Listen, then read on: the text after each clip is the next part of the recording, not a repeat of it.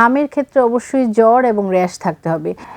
ঝুঁকিতে আছে হচ্ছে সাধারণত বলা হয় 5 বছর 0 থেকে 5 ইয়ার্স পর্যন্ত। হ্যাঁ, টিকা দেওয়ার পরেও ঝুঁকি আছে, কারণ বলা হয় যে হামের ফার্স্ট ডোজ ওটা দিলে হচ্ছে 93% হচ্ছে আপনি ফুল কাভারেজ পাবেন। সব হাম হসপিটালাইজেশনের প্রয়োজনই নেই, এটা আমরা বলছি।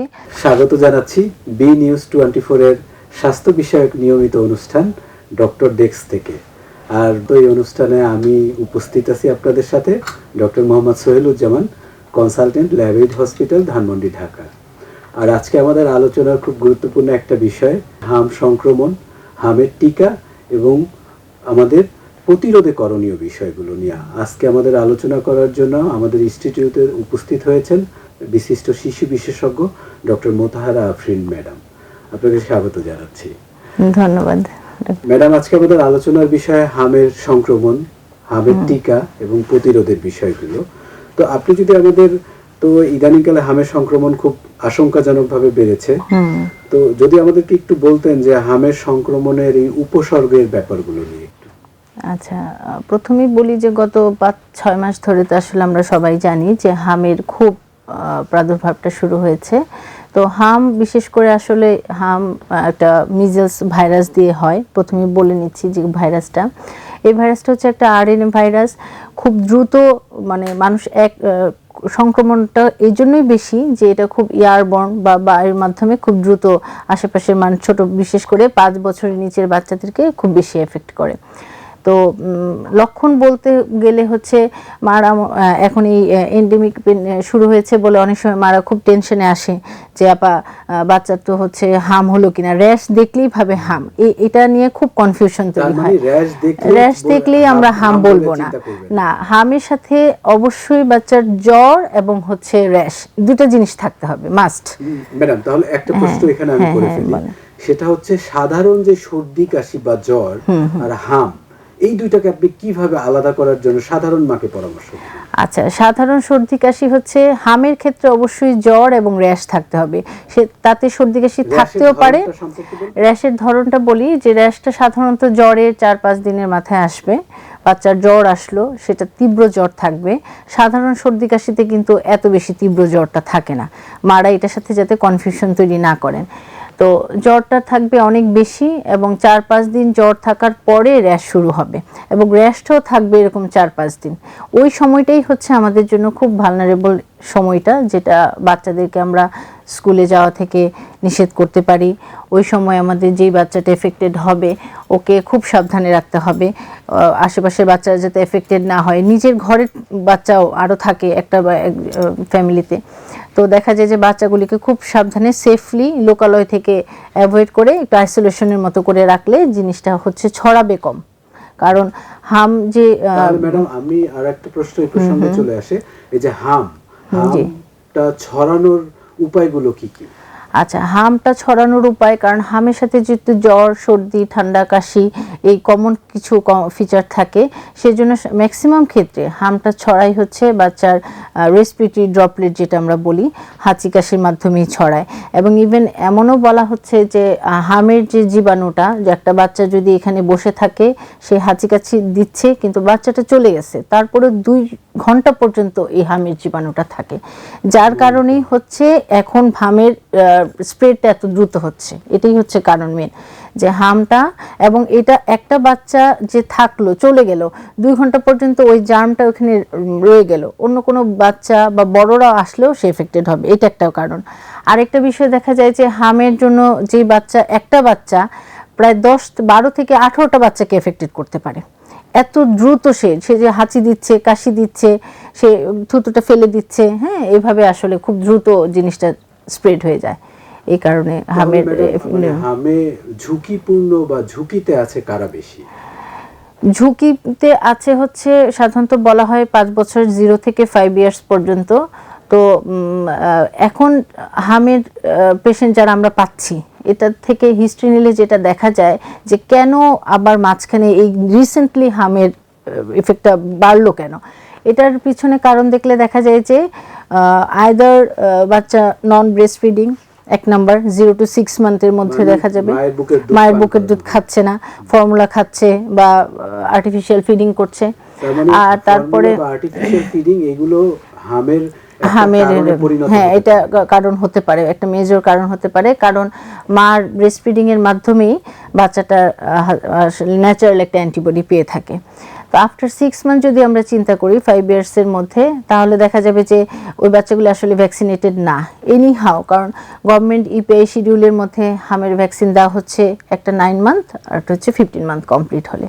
তো ওই যেহেতু 5 ইয়ার্স হচ্ছে ভালনারেবল এজ গ্রুপ, ওই হিস্ট্রি নিলে আমরা খুব ভেরি কমন যাদের, আমি অন্তত যে কয়েকটা পেশেন্ট আউটডোর পেশেন্ট পেয়েছি সবগুলি হচ্ছে কোনো হামের ভ্যাকসিনেশন দেওয়া নেই, এই পর্যন্ত হচ্ছে ভ্যাকসিনেশন দেয়। এখন বলতে পারেন তাহলে 6 মান্থের বেবি হয়তো এক্সক্লুসিভ ব্রেস্ট ফিডিং এ ছিল, তারপরেও কেন হচ্ছে? 6 মাসের নিচের বাচ্চাদের হাম হচ্ছে বা হতে পারে, এটা কেন হচ্ছে? ওই যে বড় বাচ্চাগুলো এফেক্টেড হচ্ছে, ওটার মাধ্যমে হচ্ছে কন্টাজিয়াস ডিজিজ, হাইলি কন্টাজিয়াস এভাবে আসতে পারে, বা তাদের ইমিউনিটিটা কম সেটা আসতে পারে, তারা এখনো ভ্যাকসিনের সময়ই হয় নাই। যে একটা তো হচ্ছে ভ্যাকসিনেশন কমপ্লিটই না, আর একটা হচ্ছে ভ্যাকসিন দেওয়ার টাইমই হয়নি। এই দুইটা কারণ, তারা তো এমনিতেই ভালনারেবল 0 to 0 মান্থ, মানে 0 থেকে 6 মান্থ পর্যন্ত বেবিগুলি রোগ প্রতিরোধ ক্ষমতা কম। তার মধ্যে যদি দেখা যায় যে রিসেন্ট ব্রেস্ট ফিডিং করছে না, বাচ্চা এমনিতেই যে প্রবলেম খাচ্ছে না, তারপরে ঘন ঘন তার ঠান্ডা কাশি হচ্ছে, একটা না একটা প্রবলেম লেগেই আছে, তখন দেখা যায় যে এই বাচ্চাগুলো এফেক্টেড হচ্ছে এই কারণে। আর আফটার 6 মান্থ to 5 ইয়ার্সের মধ্যে এফেক্টেড হচ্ছে আসলে তারা ভ্যাকসিনেটেড না। এখন আরও রিসেন্টলি আসলে এই হাম নিয়ে অনেক গাইডলাইনও বের হয়েছে অলরেডি, গত পরশুদিন একটা গাইডলাইন পাবলিশড হয়েছে। তো এখন দেখা যাচ্ছে, এখানে প্রশ্ন যে তাহলে কি আমরা হামের ভ্যাকসিনেটেড বা টিকা দিলেই কি আমরা একেবারে প্রতিরোধ সক্ষম হয়ে যাচ্ছি, নাকি টিকা দেওয়ার পরেও ঝুঁকি আছে আক্রান্ত? হ্যাঁ, টিকা দেওয়ার পরেও ঝুঁকি আছে, কারণ বলা হয় যে হামের ফার্স্ট ডোজ ওটা দিলে হচ্ছে 93% হচ্ছে আপনি ফুল কাভারেজ পাবেন। আবার সেকেন্ড ডোজ যেটা আমরা 15 মান্থে দিই সেটা দিলে 97% কাভারেজ। বাংলাদেশের প্রেক্ষিতে দেখা যায় যে এত ঘনবসতি, এখানে 3%ও আমাদের জন্য অনেক। এই 3%-এর জন্যই আমরা এখন এত কথা বলছি যে বাচ্চাদেরকে কোনো কথা নেই, আন্ডার 2 ইয়ার্স বাচ্চাদেরকে জিপিএ শিডিউলে ভ্যাকসিন আছে দিতে হবে, সোজা কথা। এতে কোনো, এবং যে প্যারেন্টসরা দিচ্ছেন না তাদেরকে এনকারেজ করতে হবে যে এই ভ্যাকসিনটা দিতে হবে। এতে কোনো বড় ধরনের কোনো, সাধারণত অনেকের মনের মধ্যে একটা কোশ্চেন থাকে যে আমরা ভ্যাকসিনগুলি দিব, এগুলি ট্রায়াল না, এই অনেক কথা বলে। এই ভ্যাকসিনের আসলে খুব বেশি কোনো ইফেক্ট এখনো পর্যন্ত পাওয়া যায় না। তো আমাদের সবার মেসেজটা থাকবে এটাই যে অবশ্যই ভ্যাকসিন দিতে হবে, ঠিক আছে, আন্ডার 2 ইয়ার্সের মধ্যে ভ্যাকসিনটা দিতে হবে। দিতে হবে। তো দেখা যাচ্ছে যে ভ্যাকসিন দেওয়ার পরেও হামে আক্রান্ত হচ্ছে, এরকমটাও তো আমরা দেখতে পাচ্ছি। হ্যাঁ, ওই যে হিসেবে আপনার কাছে এটার কারণ হচ্ছে ওই যে 3% তো আমার রয়েই গেল কারণটা, যে বাচ্চাগুলো এফেক্টেড হচ্ছে ওদের মাধ্যমে এটা ছড়াচ্ছে। এই জন্য বর্তমান সময়ে আমাদের বাংলাদেশের হামের পরিস্থিতিটা কি? বর্তমান পরিস্থিতি আসলে গত 6 মাসের হিস্ট্রি যদি দেখি, আমাদের কাছে আছে যে প্রায় সব হাম যে আসলে জটিলতা তৈরি করছে বা হসপিটালাইজেশনের দরকার হচ্ছে সেটাও না, কিন্তু স্ট্যাটিস্টিক্যালি যদি দেখতে চাই তাহলে প্রায় 566 জন গত 6 মান্থের মধ্যে হামের জন্য মারা গিয়েছে, হসপিটালে অ্যাডমিট হয়েছে এবং তারা হামের জটিলতার কারণে মারা গিয়েছে, ঠিক আছে। তো এখন হামটাকে আসলে হচ্ছে জটিলতার পর্যায়ে যদি না যায় তাহলে আসলে সবার যে খুব খারাপ হবে তা না, এটা বাসায় রেখেও আমরা সবারই হসপিটালাইজেশন লাগবে না, যে যে জটিলতাগুলি আমরা পাবো তাদেরকে আমরা হসপিটালাইজ করব। তাহলে আপনি হামের জটিলতা নিয়ে কিছু বলবেন? হামের জটিলতা হলে হসপিটালাইজেশন দরকার। আচ্ছা আচ্ছা, হ্যাঁ, এটা একটা জানা দরকার সবারই, কারণ হচ্ছে হামের যে সব হাম হসপিটালাইজেশনের প্রয়োজনই নেই, এটা আমরা বলছি। তো হামের যে জটিলতাগুলি আমরা যদি দেখি, যে বাচ্চা নিউমোনিয়া হয়ে গিয়েছে, বাচ্চার অনেক শ্বাসকষ্ট হচ্ছে, বাচ্চা কিছুই খেতে পারছে না, একদম বাচ্চা নেতিয়ে পড়ছে, বা বাচ্চা ইউরিন আউটপুট হচ্ছে না অনেক সময় ধরে, বাচ্চার প্রচণ্ড ডায়রিয়া হচ্ছে, মানে কন্টিনিউয়াস তার পাতলা পায়খানা হয়েই যাচ্ছে, সে ডিহাইড্রেশনের পর্যায়ে চলে যাচ্ছে, বা তার হচ্ছে ব্রেনের কোনো জটিলতা, খিঁচুনি উঠছে, যেটা আমরা মেনিনজাইটিস হামের জন্য যেটা বলি এনকেফালাইটিস হয়ে থাকে। তো ওই রকম কোনো জটিলতা যদি থাকে, নিউমোনিয়া বলেন, ডায়রিয়া থেকে ডিহাইড্রেশন, ইউরিন আউটপুট হচ্ছে না, ব্রেনের কমপ্লিকেশন, তাহলে শুধুমাত্র ওই বাচ্চাগুলিকে আমরা হসপিটালাইজেশন করার জন্য অ্যাডভাইস করে থাকি। এছাড়া আসলে সব বাচ্চাদের প্রয়োজন নাই হসপিটালে ভর্তি হওয়ার। হ্যাঁ, ওই বাচ্চাগুলিকে আমরা বাসায় মাদেরকে আসলে বললেই বুঝায় বললে যে কি ধরনের, হ্যাঁ মাদেরকে বাসায় হাম ম্যানেজমেন্টের ক্ষেত্রে বাসায় আমরা মাদেরকে বলতে পারি যে যেহেতু এটা ভাইরাস জনিত রোগ, বাচ্চার জ্বর আসবে, ঠান্ডা কাশি হবে, জ্বরের জন্য জ্বরের বাজারে যে প্যারাসিটামলটা পাওয়া যায় সেটা ডোজ হিসাব করে তার নিকটস্থ চিকিৎসক বা তাকে, মারা আসলে প্যারাসিটামল তো এখন ওভার দ্য কাউন্টার ড্রাগ, তো এটা মোটামুটি মায়েরা জ্বর ঠান্ডা কাশি আসলে বাচ্চাদের এমনি একটু খাওয়ায় দেয়। তো সেই হিসাবে হচ্ছে বাচ্চার জ্বর আসলে জ্বরের ওষুধ দিতে হবে, ঠান্ডা লেগেছে ঠান্ডার জন্য ওষুধ দিতে হবে। তো এই জন্য আর হচ্ছে বাচ্চাকে একটু পুষ্টিকর খাবার খেয়াল করে যাতে ফ্লুইড ডিহাইড্রেশন না হয়, বেশি বেশি করে পানি, স্যালাইন, লেবুর শরবত, ডাবের পানি, এই জাতীয় জিনিসগুলি বাচ্চাকে ফ্রিকুয়েন্টলি ট্রাই করতে হবে যে আস্তে আস্তে দেওয়ার জন্য, যাতে বাচ্চাটা আমার ডিহাইড্রেটের দিকে না যায়। এছাড়া হচ্ছে আসলে বাসায় রেখেই পুষ্টিকর খাবার দাবার টেক কেয়ার করে বাচ্চাকে বাসায় রাখা যাবে। এটা হসপিটালে নিয়ে যাওয়াটা আরো বেশি রিস্কে, আরো 10টা বাচ্চা 12টা বাচ্চা এফেক্টেড হচ্ছে, তাই না? এই জিনিসটা বুঝে বলতে হবে যে আপনি বাসায় টেক কেয়ার করেন, আমাদের সাথে যোগাযোগ রাখেন। যদি বাচ্চার এই জটিলতা হতে পারে, এই জটিলতাগুলি আপনি যদি দেখেন বাচ্চার হচ্ছে, তাহলে দ্রুত হসপিটালে নিয়ে যাবেন। ধন্যবাদ ম্যাডাম। আমরা অনুষ্ঠানের প্রায় শেষ পর্যায়ে হাম নিয়ে আলোচনার, আপনি হাম নিয়ে কিছু ভ্রান্ত ধারণা বা ভুল সামাজিক ধারণা সম্পর্কে বলবেন কিনা?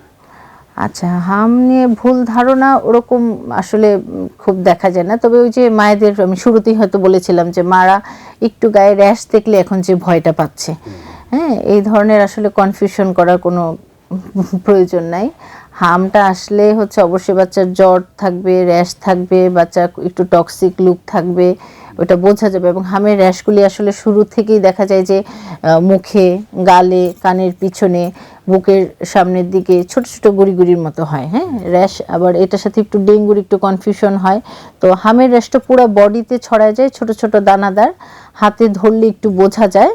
হ্যাঁ, এইটা হচ্ছে হামের র্যাশের লক্ষণ। তো এটা নিয়ে আসলে কোনো কনফিউশন করার কোনো উপায় নেই, বা কুসংস্কার বা অন্য কোনো কিছু। হাম বুঝতে পারে মোটামুটি মায়েরা ভালোই বুঝতে পারে। ম্যাডাম থ্যাংক ইউ, আপনাকে ধন্যবাদ, আপনার মূল্যবান সময় দেওয়ার জন্য ধন্যবাদ জানাচ্ছি। আসলেই বর্তমান সময়ে হামের যে পরিস্থিতি আমাদের দেশে, সেই ক্ষেত্রে আমাদের এইটা নিয়ে আসলে ভ্রান্ত ধারণায় থাকারও সুযোগ নাই।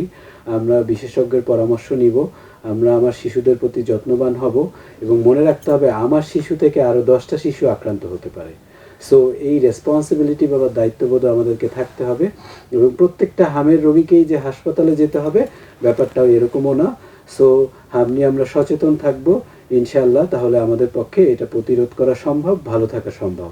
আশা করি পরবর্তী কোনো অনুষ্ঠানে কোনো বিশেষজ্ঞকে নিয়ে আবার আমরা উপস্থিত হব। নিয়মিত স্বাস্থ্য বিষয়ক অনুষ্ঠান বি নিউজ 24-এর ডক্টর ডেস্কে।